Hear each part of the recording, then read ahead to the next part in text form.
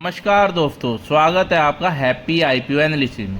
दोस्तों 17 अगस्त से एक बड़ा मेन बोर्ड आईपीओ खुलने जा रहा है। Lalita jewellery mart IPO.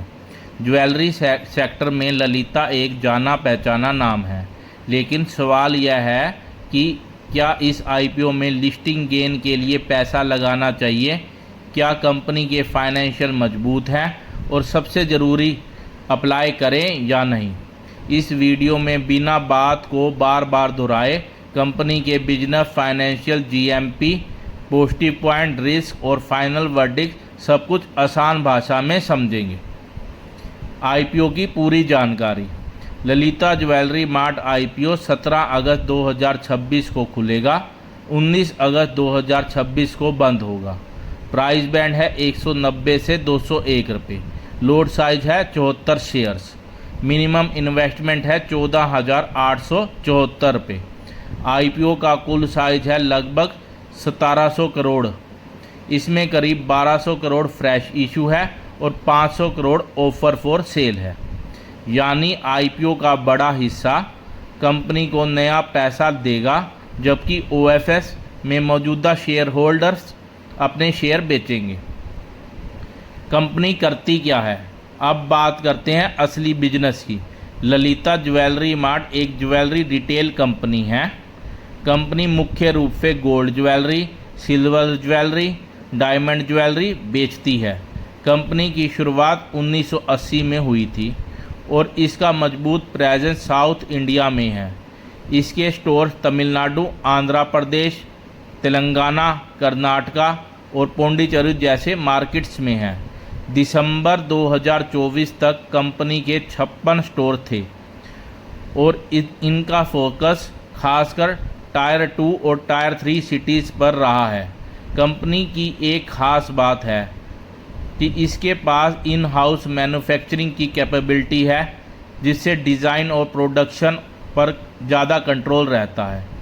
IPO का पैसा कहाँ जाएगा, यह हिस्सा काफ़ी महत्वपूर्ण है। आईपीओ से मिलने वाले फ्रेश इशू के पैसों का बड़ा हिस्सा नए स्टोर खोलने में लगाया जाएगा। कंपनी लगभग 12 नए स्टोर स्थापित करने के लिए करीब 1014.5 करोड़ खर्च करने की योजना रखती है।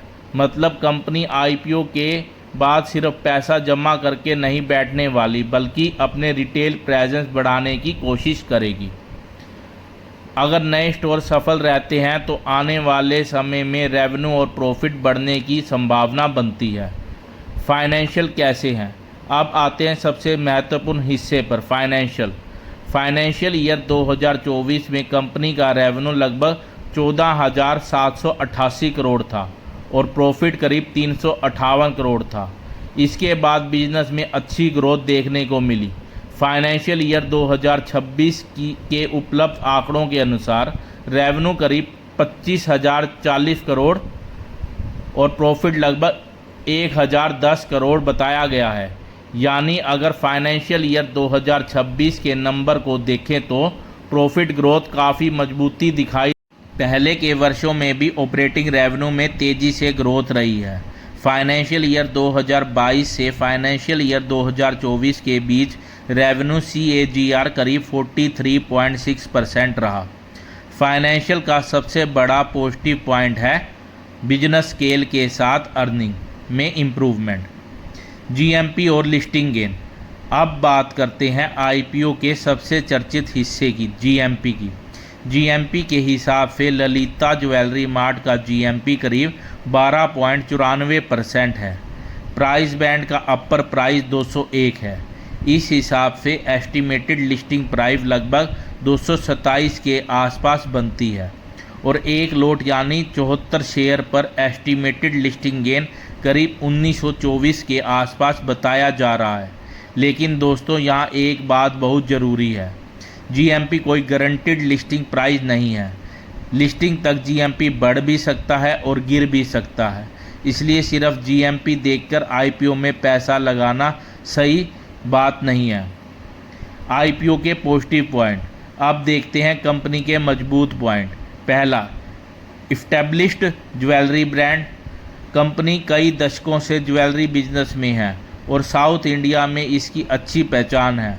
दूसरा, रेवेन्यू ग्रोथ। फाइनेंशियल ईयर 2022 से फाइनेंशियल ईयर 2024 के बीच ऑपरेटिंग रेवेन्यू में काफ़ी तेज ग्रोथ देखने को मिली। तीसरा, प्रॉफिट में इम्प्रूवमेंट। फाइनेंशियल ईयर 2026 के उपलब्ध नंबर में प्रॉफिट में मजबूत जंप दिखाई देता है। चौथा, स्टोर एक्सपेंशन। आईपीओ के पैसे से नए स्टोर खोलने की योजना। अब एक्सपेंशन सफल रहता है तो कंपनी की रीच और सेल दोनों बढ़ सकते हैं। पाँचवां, ज्वेलरी सेक्टर की डिमांड। भारत में ऑर्गेनाइज्ड ज्वेलरी मार्केट लगातार बढ़ रहा है और साउथ इंडिया ज्वेलरी कंजप्शन का बड़ा मार्केट है, लेकिन रिस्क भी है। अब सिर्फ अपनी बातें सुनकर आईपीओ में अप्लाई मत कर देना, रिस्क समझना भी उतना ही ज़रूरी है। पहला रिस्क, कंपटीशन। ज्वेलरी इंडस्ट्री में कंपटीशन काफ़ी ज़्यादा है। ललिता को बड़े ऑर्गेनाइज्ड ज्वेलरी प्लेयर और रीजनल ज्वेलरी दोनों से कंपटीशन मिलता है। दूसरा risk, south India concentration. Company का बिजनेस मुख्य रूप से साउथ इंडिया में कंसंट्रेटेड है। अगर किसी पर्टिकुलर रीजन में डिमांड कमज़ोर होती है तो इसका असर बिजनेस पर पड़ सकता है। तीसरा risk, high inventory. Jewellery business में बड़ी मात्रा में इन्वेंट्री मेंटेन करनी पड़ती है। गोल्ड की कीमत में तेज़ी से बदलाव होने पर इन्वेंट्री और वर्किंग कैपिटल पर असर पड़ सकता है। चौथा रिस्क, डेप्थ और वर्किंग कैपिटल। कंपनी का बिजनेस वर्किंग कैपिटल इंसेंटिव है और डेप्थ भी एक फैक्टर है, इसलिए सिर्फ रेवेन्यू बड़ा होने से रिस्क खत्म नहीं हो जाता। पांचवा रिस्क, गोल्ड प्राइस वोलिडिटी। गोल्ड की कीमत में लगातार उतार चढ़ाव ज्वेलरी बिजनेस के मार्जिन और कस्टमर डिमांड को प्रभावित कर सकता है, तो अप्लाई करें या नहीं। अब आता है सबसे ज़रूरी सवाल, ललिता ज्वेलरी मार्ट आईपीओ में अप्लाई करें या नहीं। मेरी एनालिसिस के हिसाब से इसमें कुछ अच्छे पॉइंट साफ दिखाई देते हैं। Established jewellery business, strong south India presence, revenue growth, profit में इम्प्रूवमेंट, आईपीओ फंड से store expansion, current GMP positive. लेकिन दूसरी तरफ कंपटीशन बहुत ज़्यादा है, रीजनल कंसंट्रेशन है, इन्वेंट्री और वर्किंग कैपिटल का रिस्क है, गोल्ड प्राइस वॉलिडिटी रहती है। फाइनल वर्डिक्ट, अगर आपका उद्देश्य लिस्टिंग गेन है तो मौजूदा जीएमपी और कंपनी प्रोफाइल को देखते हुए high risk investor limited application पर कंसिडर कर सकता है, लेकिन जीएमपी पर ब्लाइंड भरोसा नहीं करना चाहिए। लॉन्ग टर्म के लिए कंपनी में ग्रोथ पोटेंशियल ज़रूर है, लेकिन एक्सपेंशन के बाद नए स्टोर की प्रॉफिटेबिलिटी और मार्जिन पर नज़र रखना बहुत ज़रूरी होगा।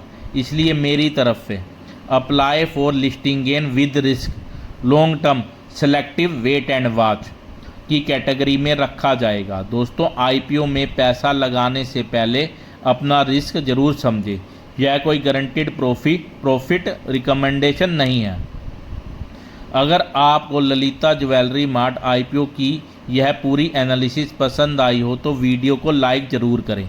हैप्पी आईपीओ एनालिसिस को सब्सक्राइब करें, क्योंकि यहाँ हम आईपीओ का सिर्फ जीएमपी नहीं बल्कि business, financial, positive point, risk और फाइनल वर्डिक्ट भी आसान भाषा में समझाते हैं। मिलते हैं अगले आईपीओ एनालिसिस में। धन्यवाद।